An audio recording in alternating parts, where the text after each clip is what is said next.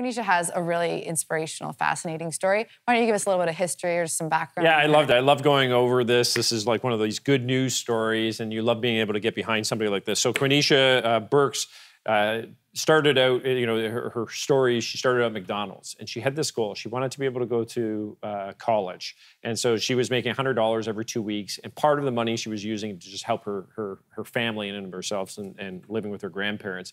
And then part of it she was putting towards being able to go to college. And so she was able to go to college, and then subsequently it was able to get some scholarships, and we'll talk more about that. But you can help fill us in on Quanesha Burks and what she's heading for in the Olympics. Yeah, well, I think an important part of her story that she mentions is that working at McDonald's was part of her goal setting and getting towards her goals, but she also recognized that a scholarship was probably going to be the best way to go to university. Right. It was her next So job. she said she just started trying all different sports. She just was knocking down every door, seeing what she was good at, and she eventually landed in track and field.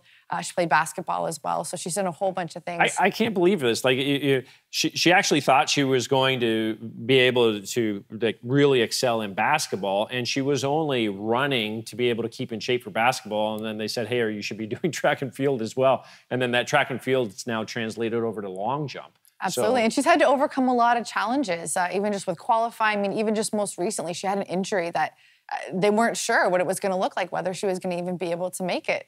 Yeah, her coaches actually thought that she wasn't going to be able to qualify, and so it's just been one of these stories where you can follow around. You can actually see a movie that's going to come out of this. Of course, we've seen some of these other types of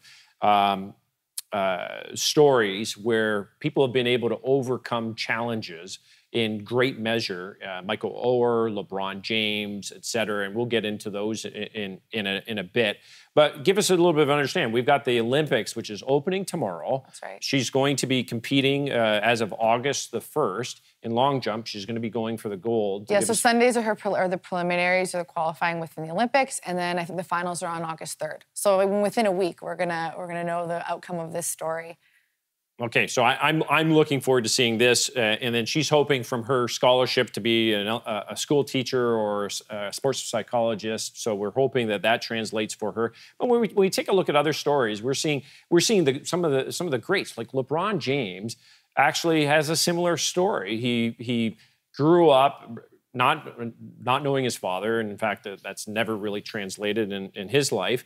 And at certain points in his life, he actually lived in a car with his mom and went from house to house. And you see in these stories that you actually see one person comes in and they step in and they notice the talent. So like LeBron James, somebody was driving by a park and saw him playing in a park and said, "Hey, you should come play in the football team." And then he was actually having to decide at the end of the day, is he going to play football or is he going to play basketball? And obviously we suspect he chose the right choice. So.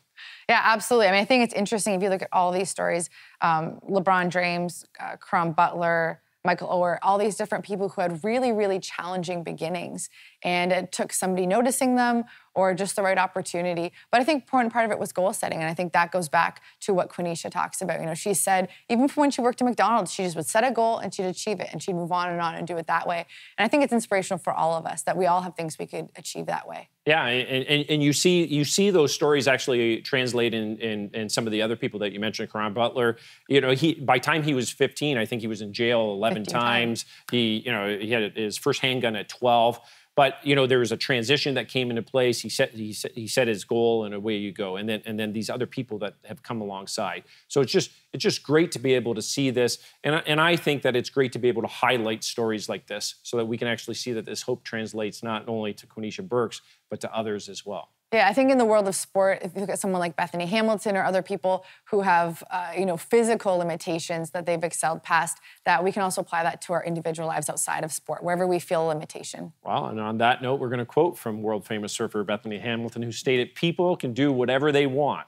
They just set their heart to it and never give up." This line seems to embody the story of Quanesha Burks, who credits her faith, patience, and consistent goal setting as the main contributors to her success. Quanesha joins the ranks of Michael Oher, LeBron James, who had difficult starts to life, but pushed past the challenges and set their eyes on the goal ahead of them. We will now join Quanesha in her hopes for gold.